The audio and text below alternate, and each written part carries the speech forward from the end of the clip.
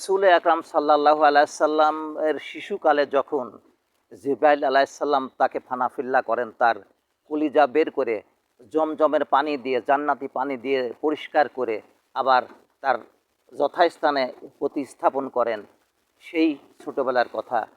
রাসূল আকরাম সাল্লাল্লাহু আলাইহি সাল্লাম তার দুধ ভাইয়ের সাথে মরুভূমির বুকে খেলা করছেন।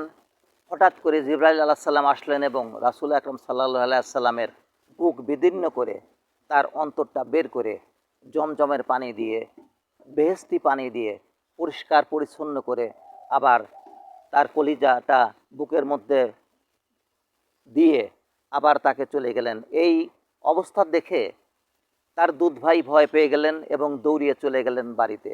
বাড়িতে যে মা হালিমার কাছে বললেন, মা, তোমার সন্তানকে, আমার ভাইকে কে যেন এসে তার বুক বিদীর্ণ করে ফেলেছে, তার বুকটা একদম দুভাগ করে ফেলেছে এবং তার ভিতরে যে হৃৎপিণ্ড আছে সেটা বের করে নিয়ে এসেছে। এই কথা শুনে মা হালিমা তাড়াতাড়ি দৌড়িয়ে আসলেন যে আমার সন্তানকে কে কী করলো। উনি এসে দেখলেন যে রাসূল আকরাম সাল্লাল্লাহু আলাইহি সাল্লাম বসে আছে, কিন্তু মনটা অনেকটা ভার।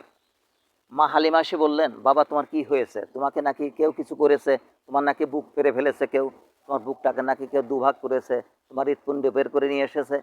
রাসূল আকরাম সাল্লাল্লাহু আলাইহি সাল্লাম বললেন যে হ্যাঁ, একজন ব্যক্তি এসে আমাকে এটা করেছেন। তে তখন মা হালিমা বললেন, বাবা তুমি ভয় পাওনি, তুমি কষ্ট পাওনি, তুমি ব্যথা পাওনি? রাসূল আকরাম সাল্লাল্লাহু আলাইহি সাল্লাম বললেন যে না, আমি কষ্ট পাইনি, আমি ব্যথা পাইনি, আমি একটুও বুঝতে পারিনি যে আমাকে এটা করেছে। বরং আরও কি হয়েছে, আমি আগে যেটা দেখতাম তার চেয়ে এখন আরও বেশি দেখি। আমি মাটির নিচে কি আছে সেটাও দেখতে পাই, আমি আসমানে কি আছে, সাত আসমানে কি আছে সেটাও আমি দেখতে পাই। সিদরাতুল মুনতাহা, লাউহে মাহফুজ, সব কিছু আমি এখানে বসে দেখতে পাই এবং মাটির নিচে যে জাহান্নাম আছে সেটাও আমি দেখতে পাই।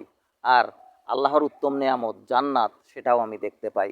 আমাকে আল্লাহ পাক এমন একটা কিছু করে দিয়েছেন যার ফলে আমার অন্তর্চক্ষু খুলে গিয়েছে, আমি এখন সব কিছু দেখতে পাই।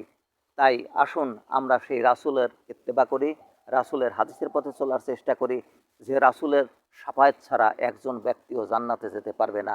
সেই রাসূলকে অবশ্যই মনে প্রাণে বিশ্বাস করতে হবে এবং তার জন্য বেশি বেশি করে দরুদ পাঠ করতে হবে, কারণ এই দরুদই আমাদেরকে রাসূল আকরাম সাল্লাল্লাহু আলাইহি সাল্লামের কাছে নিয়ে যাবে এবং তখন উনি আমাদের জন্য সুপারিশ করবেন, নতুবা উনি আমাদের জন্য সুপারিশ করবেন না। রাসূলের সুপারিশ ছাড়া একজন ব্যক্তিও জান্নাতে যেতে পারবে না।